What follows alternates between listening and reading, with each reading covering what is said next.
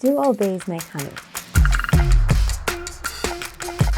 I'm Kit Prendergast, PhD researcher at Curtin University School of Molecular and Life Sciences. Now, when people hear that I'm doing a PhD on bees, they immediately start asking me about honey. The thing is that the bees that I study, most of them don't make honey. The majority of them are solitary or semi-social, which means they don't need to store a surplus of nectar, which is what honey is. This doesn't make them any less important though, because they're very important in pollinating our native wildflowers. There are only 11 species of our approximately 2,000 species of native bees in Australia that actually do make honey.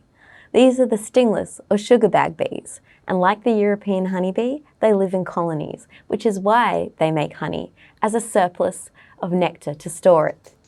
However, this doesn't mean that the rest of our native bees are not important because they don't make honey. They're important because they're part of our biotic heritage, and they're also important because they're pollinators of our wildflowers.